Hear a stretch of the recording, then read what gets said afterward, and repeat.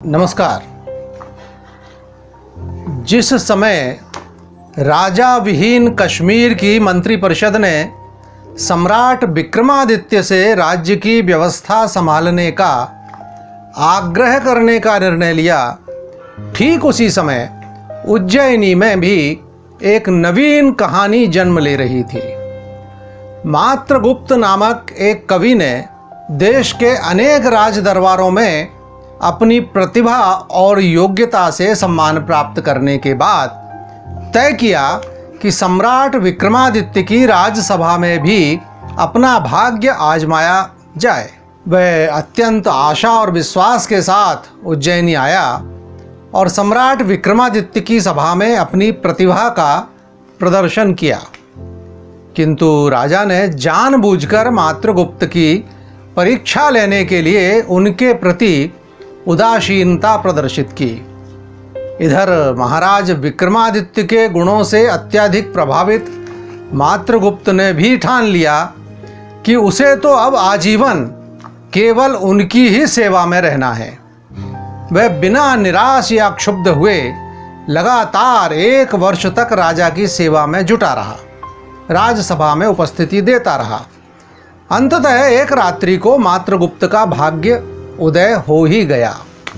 शीतकाल की अर्धरात्रि में विक्रमादित्य की अकस्मात नींद खुली तो उन्होंने देखा कि उनके शयन कक्ष का दीपक बुझा हुआ है।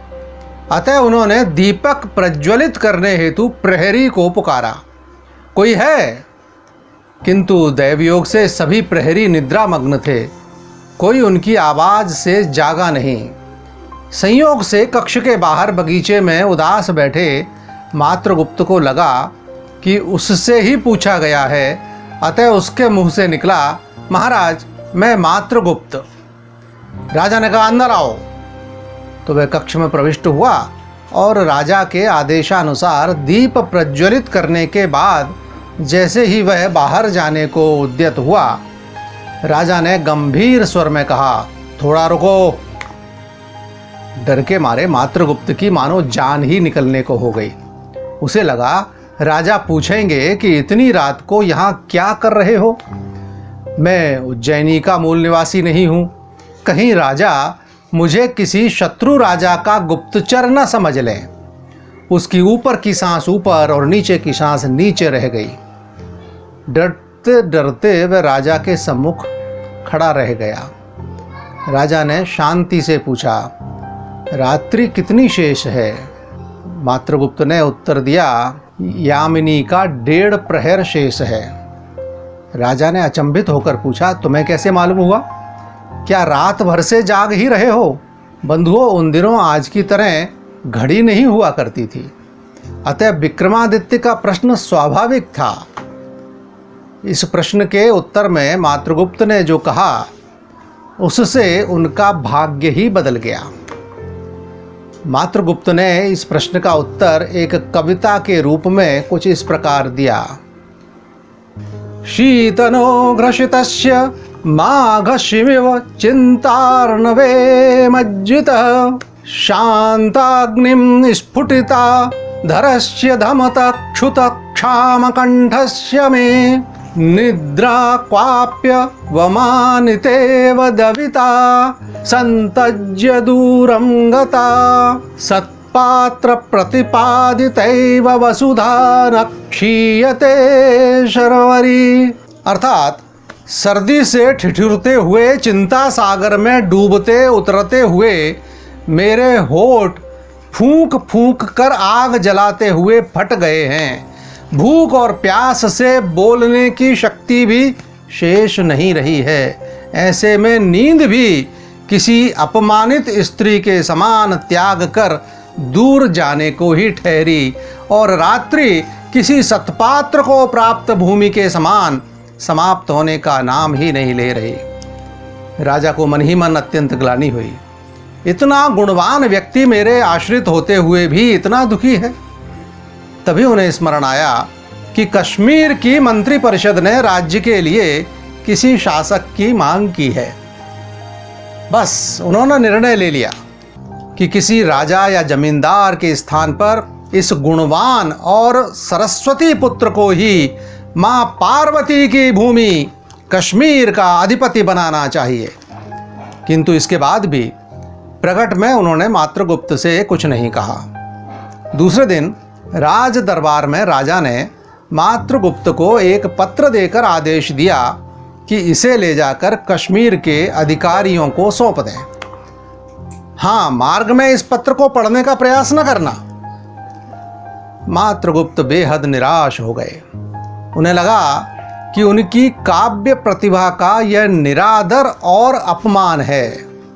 एक विद्वान व्यक्ति से एक हरकारे का काम लिया जा रहा है। उन्हें यह भी लगा कि अकारण ही विक्रमादित्य की इतनी ख्याति है कि वे गुणों के पारखी हैं और उनके राज्य में गुणवान सम्मान पाते हैं। दरबारियों को भी सम्राट का कार्य अनुचित प्रतीत हुआ। किसी सामान्य जन द्वारा कराए जाने वाला कार्य एक गुणवान और विद्वान व्यक्ति से कराया जा रहा है। सबने सोचा। उस समय की मात्रगुप्त की मनोदशा का बहुत सुंदर रूप की वर्णन कल्हण ने राज तरंगिणी में किया है। मात्रगुप्त कश्मीर की ओर जाते हुए सोच रहे थे कि गरुड़ के भय से शेषनाग ने भगवान विष्णु की शरण ली तो उन्होंने न केवल उन्हें अपनी शैया ही बना लिया वरन पृथ्वी का भार भी सदा सदा के लिए उनके सर पर लाद दिया। शायद मेरा भाग्य ही खराब है। यही सब सोचते विचारते वे देवदार के वृक्षों से सुशोभित शूरपुर पहुँचे, जिसे आज सोपुर के नाम से जाना जाता है। कश्मीर के महामात्य उन दिनों वहाँ ही थे। जैसे ही मंत्रियों को सूचना मिली कि सम्राट विक्रमादित्य के दूत महाराज का संदेश लेकर आए हैं, उन्हें अविलंब सत्कार पूर्वक सभा कक्ष में सर्वोच्च आसन प्रदान किया गया। वह पत्र एकांत में मंत्रियों ने पढ़ा और उसके बाद मात्रगुप्त के समीप आकर आदर से पूछा, श्रीमान मात्रगुप्त आप ही हैं क्या? जैसे ही उन्होंने हाँ कहा, सभागृह उनके जय जयकार से गूंजने लगा। एक स्वर्ण सिंहासन पर बैठाकर राज्याभिषेक कराया गया, क्योंकि पत्र में लिखा था कि पत्रवाहक मात्रगुप्त को मेरे समान ही समझा जाए। विक्रमादित्य की कृपा का स्मरण करते मात्रगुप्त के नेत्र सजल हो गए। वे स्वयं कष्ट भोगी थे, अतः राज्य प्राप्ति के बाद दीन दुखियों की सेवा में ही रम गए। उनका यश चारों ओर फैलने लगा। लोगों ने अब तक राज्य करने वाले राजा ही देखे थे। जनसेवा को ही अपना जीवनोद्देश्य समझने वाला राजा पहली बार देखा था। केवल कल्हण ने ही नहीं, सम्राट समुद्रगुप्त ने भी मात्रगुप्त का उल्लेख कुछ इस प्रकार किया है। मात्रगुप्तो जयति है कविराजो न केवलम कश्मीर राज्योप्यभवत सरस्वती प्रसादतः। अर्थात मात्रगुप्त की जय हो, जो केवल कवि ही नहीं थे अपितु जिन्होंने मां सरस्वती की कृपा से कश्मीर का राज्य भी प्राप्त किया था। इसी प्रकार 5 वर्ष बीत गए। तब तक राज्य के वास्तविक अधिकारी प्रवरसेन अपनी मां को तीर्थाटन कराकर वापस आए। जब उन्हें ज्ञात हुआ कि सम्राट विक्रमादित्य ने एक कवि को कश्मीर का अधिपति नियुक्त कर दिया है, तो उनका मन क्रोध और क्षोभ से भर गया। उन्होंने राज्य पुनः प्राप्त करने के लिए शक्ति संचय प्रारंभ कर दी। कवि के अनुसार प्रवरसेन ने भगवान शिव से भी वरदान प्राप्त किया। इसके बाद क्या हुआ, यह कथानक जानने के लिए देखते रहिए आपका अपना क्रांति दूत। प्रयत्न होगा कि अगला अंक जल्द से जल्द प्रसारित हो ताकि आपको अधिक इंतजार न करना पड़े, लय न टूटे। नमस्कार।